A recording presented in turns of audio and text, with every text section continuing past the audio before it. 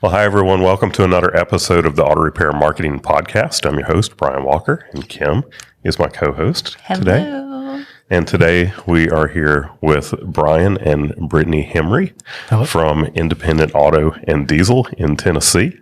And they have a pretty amazing story that we're going to get to hear today. Very fun. Before we get started, I do want to thank our sponsors, RepairPal. RepairPal will bring your shop new clients through the world's largest auto repair website, repairpal.com. Find more at repairpal.com/shops. Well, hey guys, it's great to have y'all here today. Thank you. Yeah, thanks.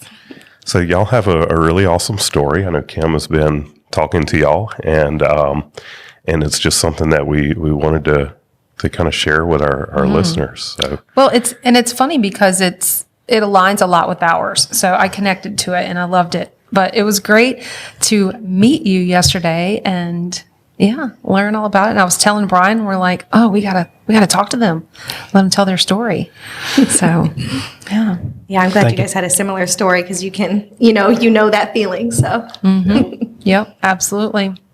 Life throws lots of crazy balls at us. So yeah. Well, take us back, right? You're from Washington. You are not from Washington. Where did you tell me you're from? I was born and raised in Phoenix, Arizona. Yeah. And then when he went to UTI, I met him when I was still in high school, and we're still together all these years later. There you go. Well, just graduating high school. Graduating high school, yes. I met her my graduation night, and I think you were just let's see, that was in May, and or March, and sorry, you were graduating high school in May. So I was 19, she was 18. Yeah. All right. So not so much of rocking the cradle as Brian likes to say. I just want to I'm clarify. older than him. robbing the cradle. Robbing, whatever. I always screw it up. I always say the wrong phrase or whatever. But yeah, so tell us about that whole, you met, but your shop you were in Washington, you moved to Washington, now you're in Tennessee. So just kind of fill in the blanks. What happened? Yeah. So I was born and raised in Washington State, grew up on a farm out there, rural community, real small town, loved it. Moved down to, ended up getting a scholarship to go to UTI. So I went to UTI. That's where I met her.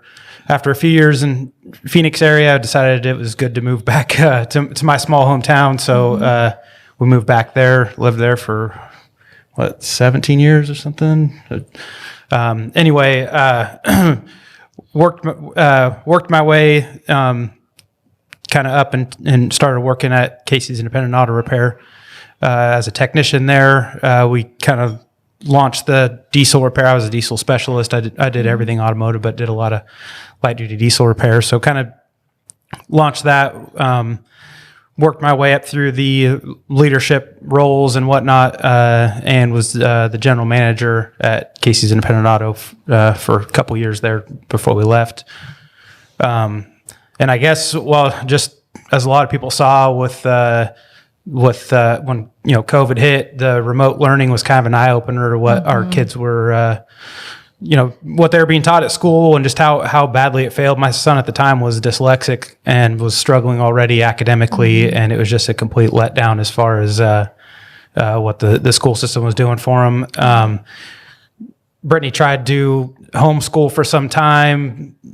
I didn't try. I succeeded at homeschool. Wow. Yes. There was definitely some hurdles, but I learned a lot about just the whole school system in general, just because I had to take that role on. So, so she did succeed, but it was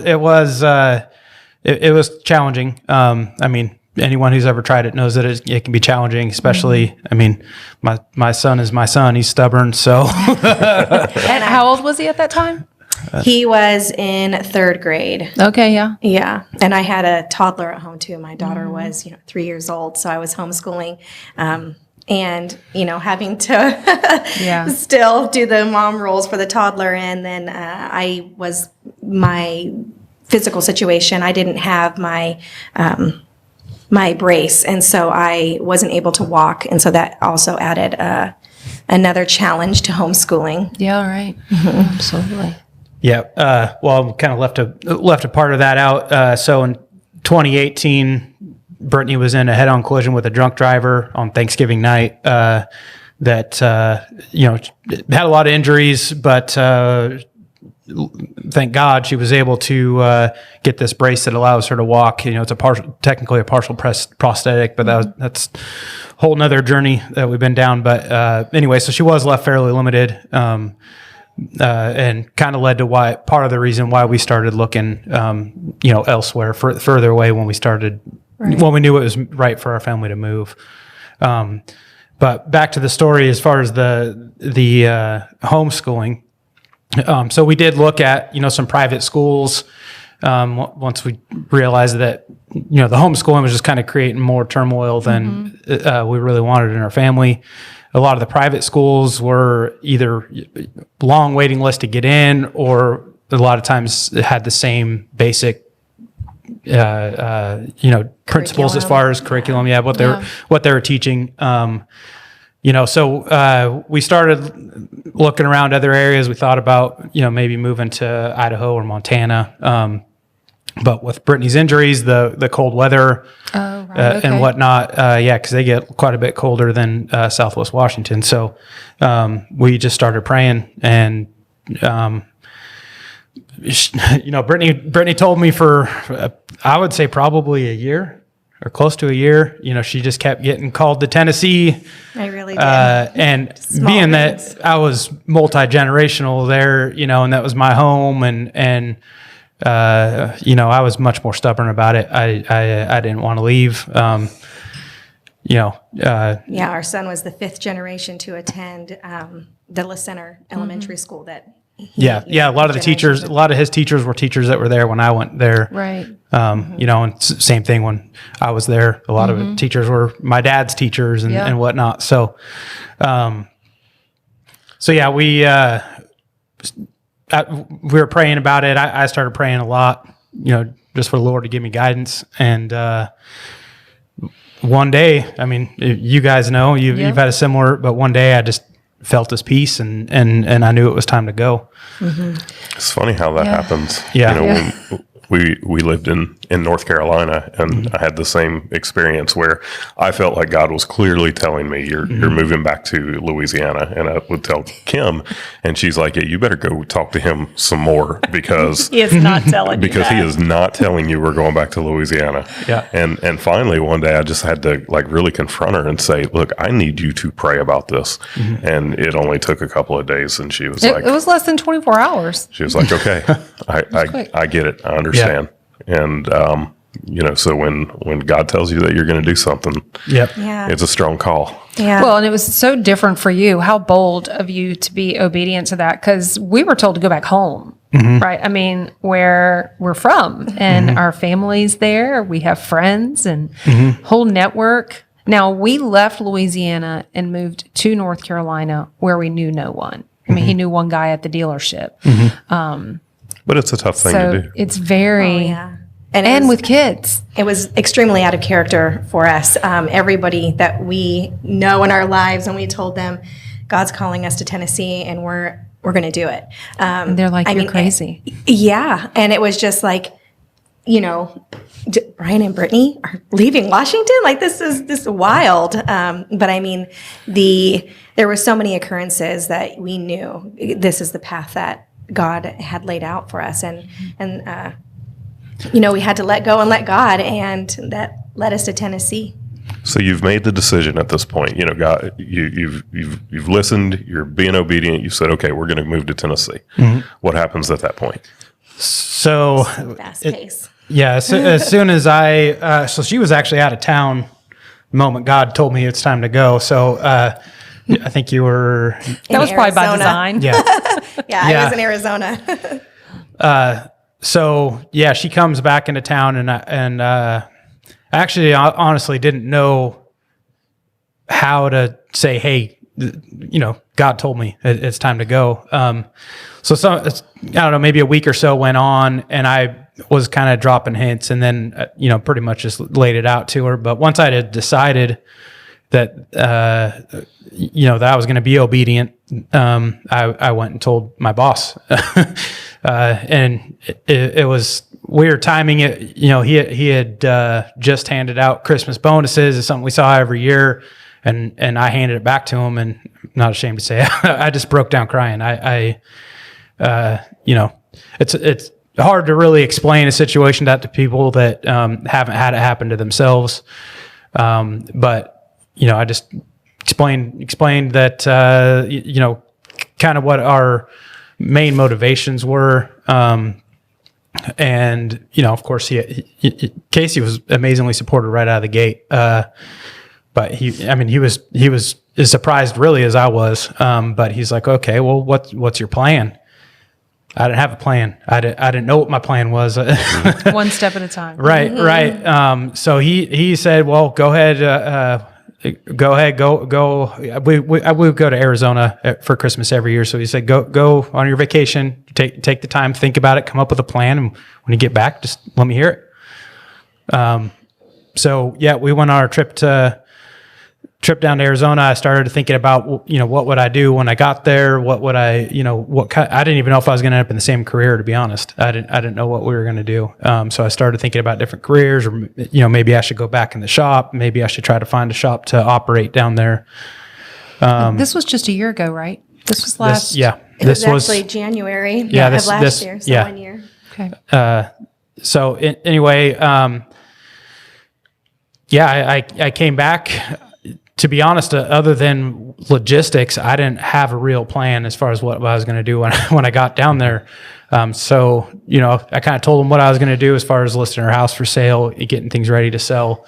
What I was going to do as far as transportation and move down there. But of course, when it came to, well, what's your livelihood going to be?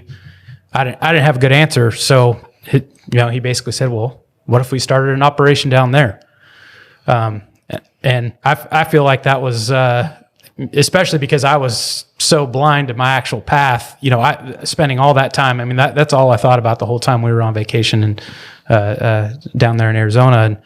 And I feel like that was my prod that hey, that's what we're going to do. So February comes along, I think it was, and we booked a flight. We rented a car. We drove all over Tennessee. We had a couple houses that we had, picked out to go look at.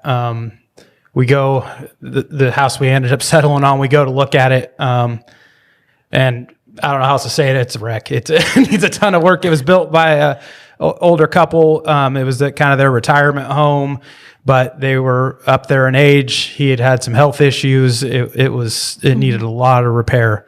And I've done a lot of construction in my time. So, I built my own shop at my old place.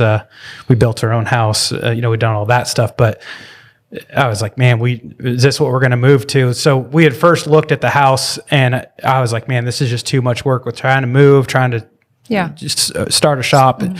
I mean, it's just going to be way too much work. So we went and looked at a couple more, and this place was just in the back of our mind continuously. So finally, we called up our agent and said, hey, let's have the inspection done at least. That way we at least have something on paper as far as what, we came all the way out there to look at it, might as well. The property was really beautiful as well. So while he's doing the inspection, we started really walking the property. It's 56 acres, so it takes some time to cover. And the property is just breathtaking. The more we saw, the more it's like, this is where God wants us.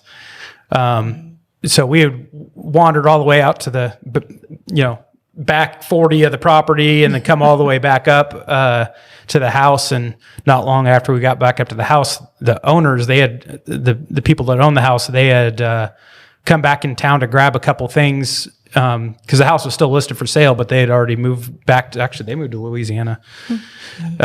Anyway, so they we immediately, we were surprised that they showed up. They were surprised we were there, but we struck up a conversation, started exchanging tears and hugs, and it was very emotional. I mean, we told them right out of the gate, we've been praying for God to show us what to do, and to me, that was him telling us this is it. So. So when you said that, just going back a little bit, when you said you were talking to Casey, mm-hmm. He said to you, what if we started an operation there? Yeah. So with his involvement. Yes. Yes. So we ended up striking a deal on the house, basically just, whatever it took to get it. That's what we did. So struck the deal on the house. We flew back to Washington, listed our house for sale. Had some things that we were finishing up. So I think I had taken a week off as well. But as soon as I got back to work, I told Casey what we had found, what we had done, and all that, and he was completely on board. So I think God kind of tests our faith from time to time. It took, at that time, houses up there were selling very, very quickly, like within a couple of days. And it took about 2 weeks, I think, for our house to sell. Granted, it was February, March. So, not prime selling season, but anyway, but yeah, it took a couple weeks to sell. Really I've never sold a house. I'd rented a house. We bought property. We built that house that was on our property in Washington State. And this was the first time ever selling anything. It was a nightmare. But again, I think God was preparing us for what was to come. After the deal was struck with the house, we met the people that were purchasing the house, and they had a similar story. And they were trying to move out of Portland out into the country. So they come into Washington, and they were eager to start gardens and, kind of do all the stuff you do in the country. So yeah, we, after the house had sold, we basically came up with a plan. So we were going to send out some direct mail pieces to some shops to try down here to try to or down in Tennessee to try to, find a location, find somebody that was looking to get out of the business, but, looking for a up and running operation. So, we moved down in April. It took several trips. It's a 2,500 mile move, and we had a whole farm and everything. So it took a few trips to get everything moved down, but we got everything moved down. I think, and I also helped my mom move down there. They decided to follow us down. So my mom followed us to North Carolina. Really? Yeah. So it took a few trips. I think we finally got done moving around June. There was some critical repairs that needed to be done on the house right away. So I spent a couple months making those repairs, fixing the roof, stuff like that. And started the house, putting new windows. Yeah. But they sent out, they sent out a couple of those direct mail pieces, and we really got very little, if no response. So I talked to one gentleman that had just this huge monster operation that was basically a small independent dealer. They had a body shop and did car rental and detail and all that, which I'm familiar with detail. We had detail at Casey's, but I'm not a body guy. I don't understand that end of the business. Obviously, dealing with insurance and stuff like that, so you got to know what you're doing with that stuff. So I'm interested in what you're talking about there with sending out the direct mail. So instead of going like the business broker route, y'all just started sending direct mail to shops in the area, inquiring essentially if they wanted to sell. Yep. We did that. Several of members in our group that we were a part of have done that and had success with it. I was also doing MLS searches and whatnot, and I had called a couple agents and things that had stuff that was listed, but really, we didn't have anything that just jumped out at us. So of course I've been praying, obviously you have moments of doubt. It's like, man, is this really what God wants for us? And one day I was headed home. I had gone and got a bunch of building supplies to make repairs on the house. And I was coming home and past the shop, and there was they had this little yellow sandwich board out front that said for sale on it, like hand painted, in front of this 5,000 square foot shop. So I called the number that's on the shop sign. It was a dead number. It didn't go through to anything. I started searching online, like their Facebook page and whatnot. Finally drum up an old Facebook page that had the owner's personal phone number on it. So I call him up, and he was saying that it was. I spoke to the son. It was a father and son that owned the business to begin with. AJ was the son. I spoke to him, and he said, yeah, I got sick, so we're closing up the shop, and anytime you want to meet me to look at it, come on by. So we set up an appointment with them. Brittany came with me, just to kind of be a second set of eyes, and hey, are we making the right decision here? So we went and looked at it, and kind of started talking to AJ, and right away I knew that I wanted him to work for us for sure. But I got this feeling that this was God's path. He had bought the shop 5 years prior, kind of made all the mistakes that you make as a shop owner getting started and whatnot. But he had great intentions. He had a good reputation. But it was just another struggling shop business like we see a lot. So when he had gotten sick, they were down to just him in the shop. His dad was at the front office, and him being sick just put the shop under. At that point there was nothing. They couldn't fix any vehicles. They had a bunch that they had to get towed out to other surrounding shops. A bunch of vehicles they had to get towed out. They didn't really have any other choice. They didn't have the business built to where they could step away from it at all. So how long was that shop? Was their shop shut down before you took it over? So I think they were actually. So I think they had actually shut the doors maybe 3 or 4 weeks prior to them listing the building for sale. So it wasn't long. I mean, when margins are that thin, you can't go that long without income. So. But again, I knew right away, and he even, AJ even said it later, that he knew God put our paths together. And that's just one of those things that reinforces it. Because I didn't know at the time if he had faith or not, in the Lord. But yeah, it's really been a blessing. Sometimes God makes you labor for it. So there's been plenty of hard work. Finding equipment was very difficult. Contractors, getting contractors to show up, as everyone knows, is very difficult these days. We had to wire the shop ourselves.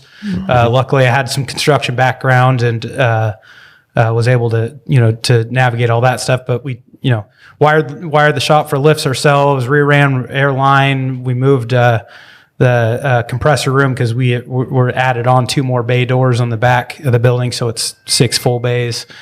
But a lot of it was, blood, sweat, tears, literal blood, sweat, tears. So, well, as hard, as difficult as it sounds like it was, at the same time, it sounds like doors were just kind of flying open for you. They were. Oh, yeah. They were. Like I mentioned to Kim, it was almost like someone just took the wheel, and as far as there was some frustrating times, but as far as our house selling, logistics and everything working out, I searched for months trying to find an enclosed trailer, because at that time renting a moving truck to move that far was like $10,000 alone.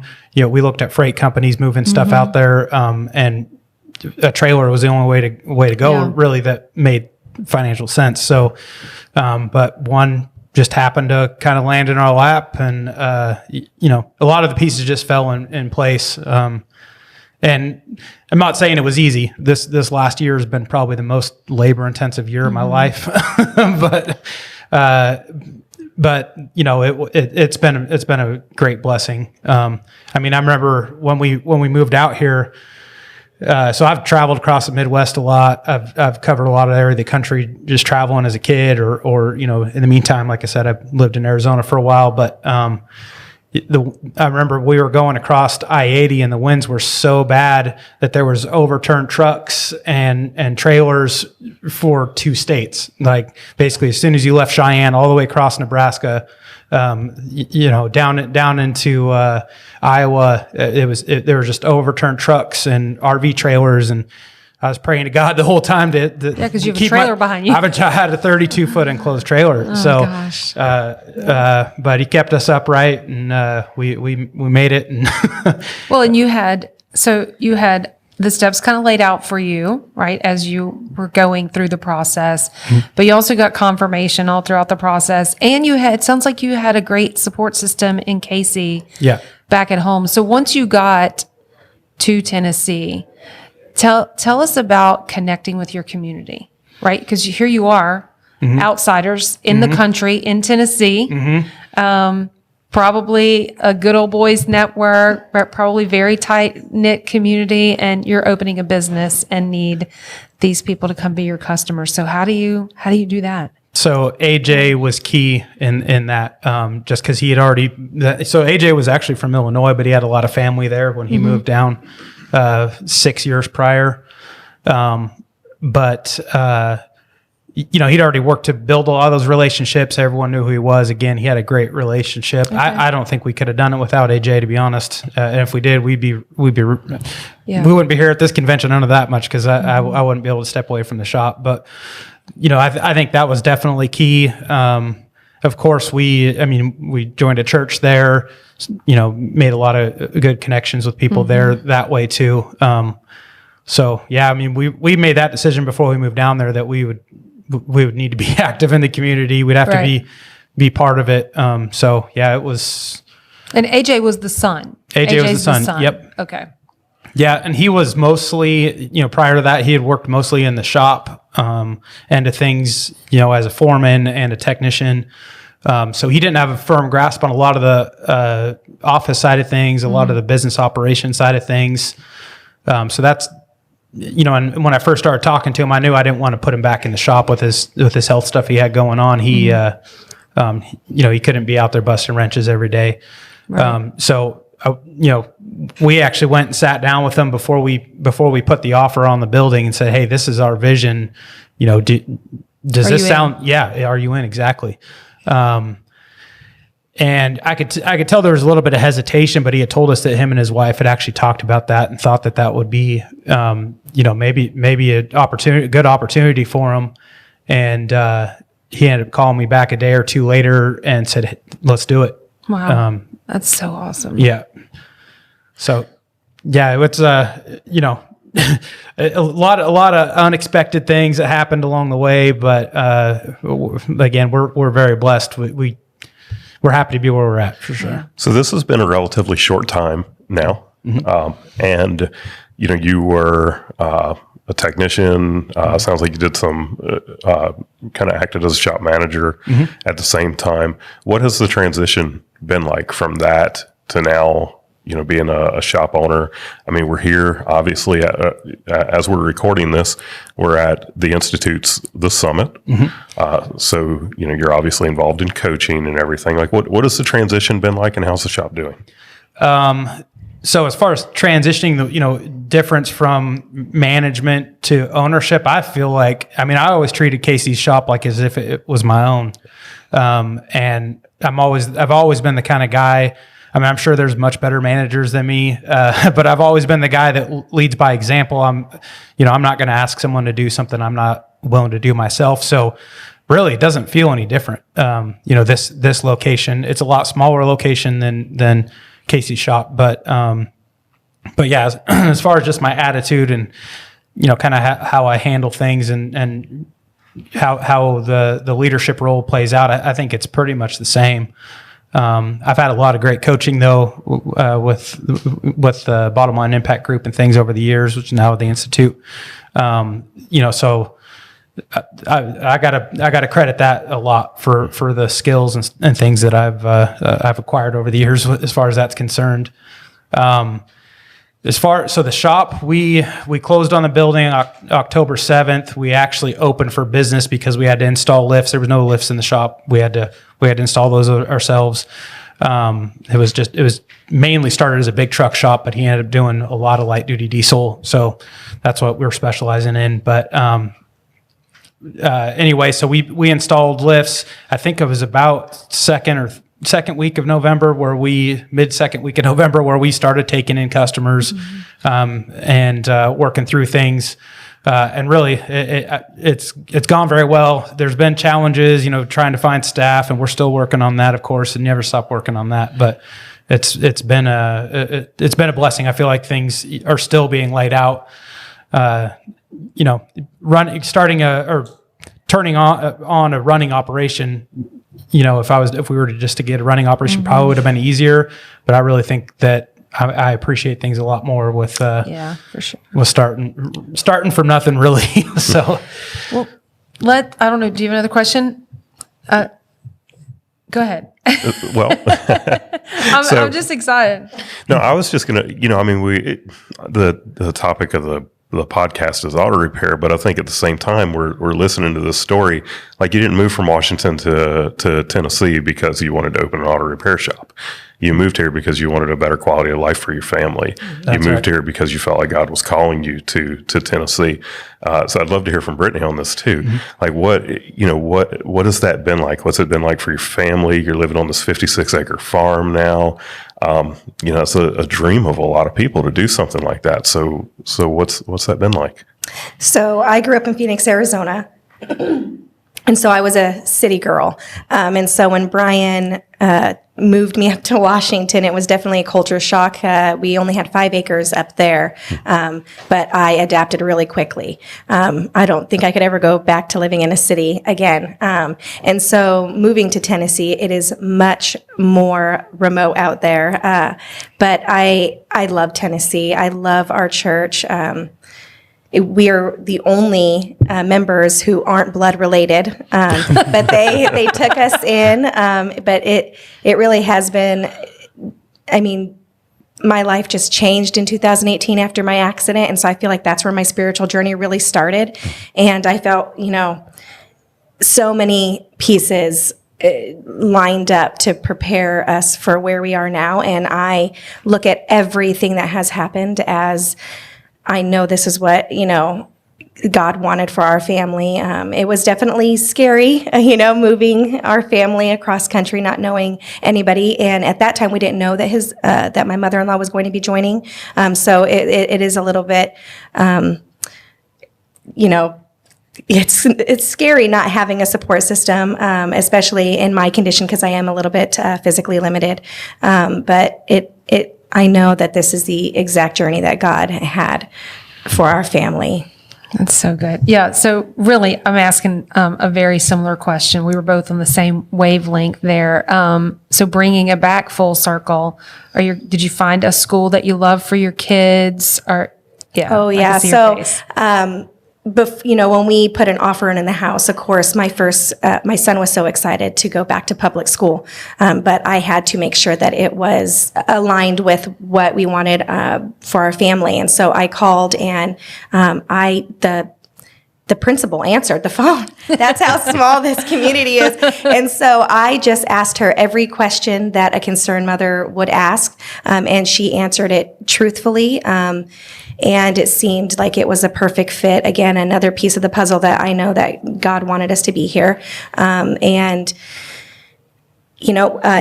being there within the first month, I knew like this was exactly where we were supposed to be. The teachers are amazing. The passion is just unmatched.